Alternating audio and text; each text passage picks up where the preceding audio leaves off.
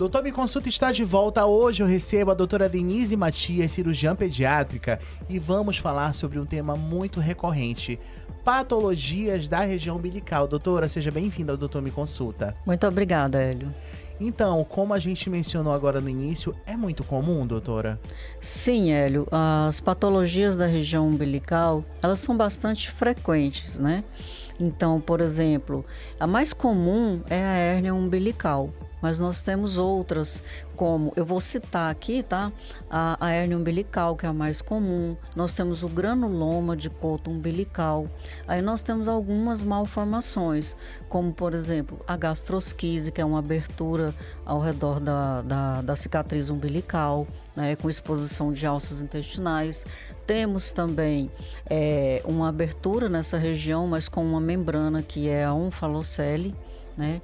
E também temos as patologias que também relacionadas com o fechamento, que pode ser a persistência do úraco, que é uma pequena comunicação com a bexiga e a região umbilical, e também pode haver uma comunicação com a alça intestinal, que é o conduto ónfalo-mesentérico. Dessas patologias que você acabou de citar, doutora, quais delas é a mais difícil de ocorrer, digamos assim? A mais rara? A mais rara, isso. A mais, assim, algumas são raras, como onfalocele, né? Temos também a persistência do úraco, ela é bem rara. Mas uma vez ou outra... O que seria essa malformação? Assim, durante a formação da bexiga, né, do sistema geniturinário, a bexiga ela tem uma pequena comunicação com a região umbilical. Só que fica um conduto fininho, ele fecha depois e fica um ligamento. Quando não ocorre esse fechamento, a gente pode ter uma comunicação da bexiga com a região umbilical. Então, vai ficar, muitas vezes fica parecendo com um granuloma, só que pode ocorrer a saída de urina. Então, a mãe vai referir que sai um líquido claro e às vezes ela vai mesmo identificar como urina. E esse líquido claro, ele vai sair pelo umbigo? Sim, sai pela cicatriz umbilical. Aí você mencionou, doutora, que uma delas, a urina, ela sai pela região umbilical, não é isso? Isso. Devido à malformação? É.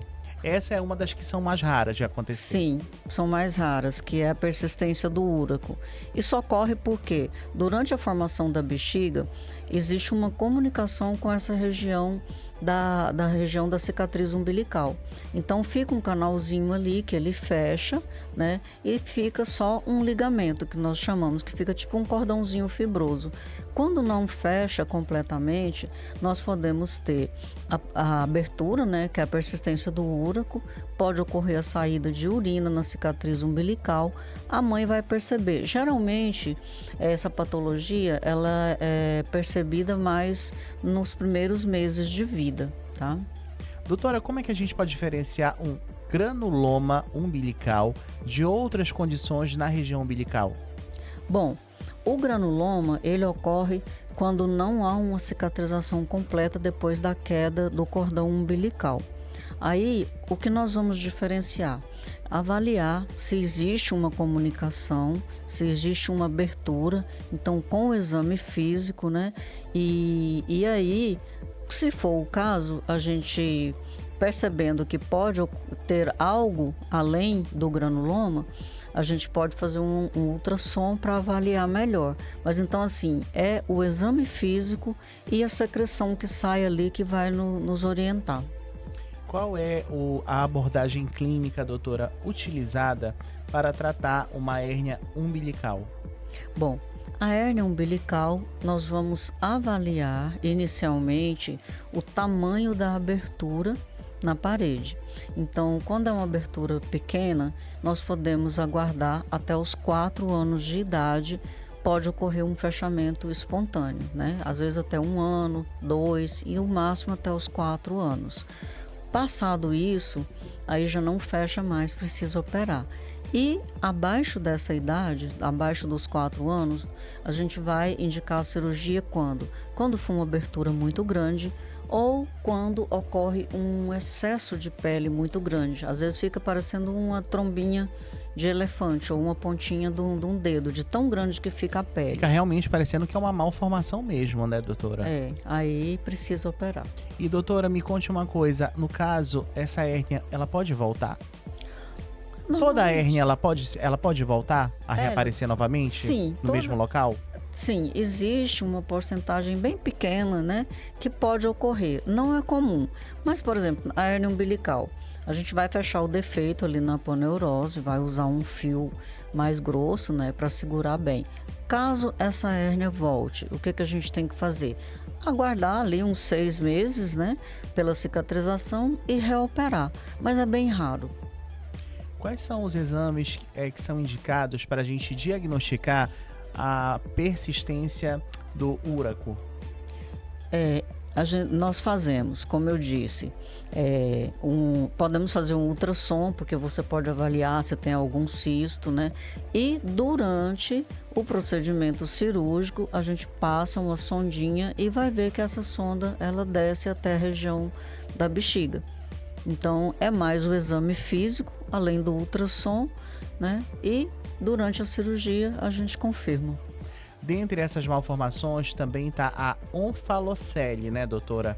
Quando é que é recomendada uma intervenção cirúrgica nos casos de onfalocele, por exemplo? Bom, aí, quando a gente tem uma onfalocele pequena, nós podemos, porque ela é uma membrana, né, com exposição de conteúdo intestinal. Pode ser intestino, né, pode ser outros órgãos também, normalmente mais o intestino. Quando é pequeno, aí o ideal é a gente já corrigir, fechar logo de início. Quando a onfalocele é muito volumosa, não existe parede abdominal, pele suficiente para a gente fechar. Então, é feito um tratamento clínico, a gente aguarda que esse tecido vai epitelizando, então a pele vai recobrindo aquela membrana ao longo dos dias, dos meses, né? Quando forma pele ali, fica uma hérnia bem grande e aí depois é que a gente faz a cirurgia. Em geral, olha, você que está sintonizado agora aqui no Doutor Me Consulta, também é convidado para participar do nosso bate-papo. Manda sua mensagem 991541079 e aí você pode mandar sua pergunta também para a doutora Denise, que a gente vai estar respondendo aqui no Doutor Me Consulta. Agora, doutora, sobre sinais de infecção na região umbilical, é muito comum isso acontecer? Infecção geralmente não é muito comum, Hélio. Às vezes pode acontecer um granuloma pequeno, né? Uma higienização inadequada, pode acumular secreção. Mas infecção mesmo não é muito comum na região umbilical. Até porque o coto umbilical hoje já tem toda uma orientação, né? As mães seguem direitinho para evitar. Antigamente tinha o mal dos 7 dias que estava relacionado ao tétano de cordão umbilical. Hoje isso já não tem mais. Agora, todas essas malformações que a gente citou, doutora, tanto na região umbilical, como por exemplo a onfalocele, a hérnia umbilical, o granuloma umbilical, como é que é feita a abordagem cirúrgica? Como é que é feito o preparo na criança antes? Como é que acontece a cirurgia e o pós-operatório, como é que ele se dá? Olha, aí depende de cada patologia, né? Diferente. O granuloma, quando há necessidade de fazer cauterização, é um procedimento mais simples, mais tranquilo. Claro, precisa fazer o preparo pré-operatório, passar por avaliação pré-anestésica, né? É o mais tranquilo. A hérnia umbilical, a mesma coisa. As outras patologias, normalmente, por exemplo, onfalocele, gastrosquise, aí cada caso precisa ser visto porque já são patologias mais graves. E aí também tem que ver a questão da evolução da criança, né? Como é que fica, né, doutora? Isso. Cada caso é um caso, né? Quais são os fatores de risco que estão associados a essas patologias? Hélio, bom, normalmente essas que são mais comuns, hérnia umbilical, às vezes o granuloma, não costumam ter associação com outras doenças. A onfalocele, ela tem uma associação maior com outras malformações, malformação cardíaca, por exemplo, às vezes renal. Então a gente sempre faz uma investigação para ver se está tudo bem. A gastrosquise, que é outra malformação, ela tem menos associação com outras doenças, mas todas essas duas, elas podem estar associadas com algumas síndromes que são bem raras. Uhum. E existe alguma correlação entre as doenças sistêmicas e patologias da região umbilical? Então, é isso que eu falei, né?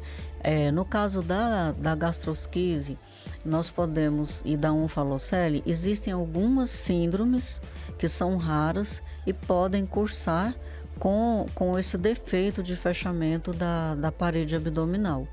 Então, no caso, o que tem maior associação com outras patologias é a onfalocele, mas existem algumas síndromes que podem ser associado uma ou a outra. Existem avanços nos recorrentes agora nos tratamentos, doutora, que você acabou de citar, de condições umbilicais raras? Olha, o tratamento ele é sempre cirúrgico, né? E quando você tem uma técnica que funciona bem, é aquela, né? É a mesma técnica. No caso da gastrosquise, a gente precisa fechar, porque é uma situação bem grave. A criança nasce com as alças intestinais expostas. E pode correr, né? até um risco de uma infecção também, né, doutora? Isso. Aí a gente precisa... E corre risco de morte, principalmente, né? Sim. Aliás, nós vamos falar, né, em um outro programa especificamente sobre a gastrosquise. Exatamente. Você aí vai ficar ligadinho que a gente vai falar mais detalhadamente sobre a gastrosquise. Não é isso? Falei certo? Gastrosquise. Gastrosquise. Isso. Ai, olha, é tão complicado esses termos. Programa ao vivo, é assim mesmo.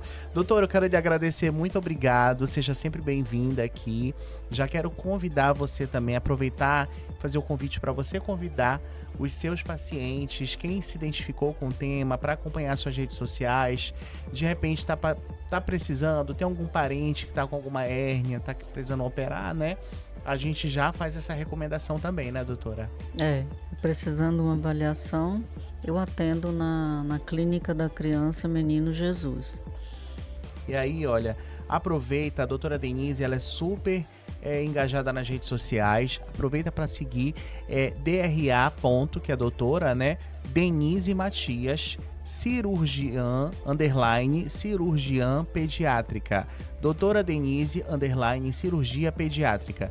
Aproveita, já segue ela, tem vários vídeos lá nas redes sociais que ela fala sobre todas essas doenças que a gente falou aqui, sobre hérnia umbilical, como fechar. Inclusive eu tô até mostrando para ela, que ela mencionou aqui no programa, uma hérnia que ela mais se parece um dedo, né?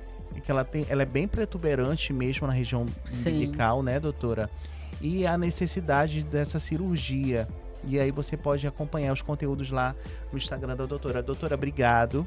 A gente se vê então semana que vem. Sábado não, olha, já tô pensando no final de semana. Mas antes eu quero falar também, deixar o número para agendamento de consultas. A doutora atende lá na Clínica Menino Jesus. E aí, olha, o número é o 991 15 0010. 991 15 0010, tá bom? A gente vai para um breve intervalo e daqui a pouquinho o Doutor Me Consulta tá de volta. É bem rapidinho.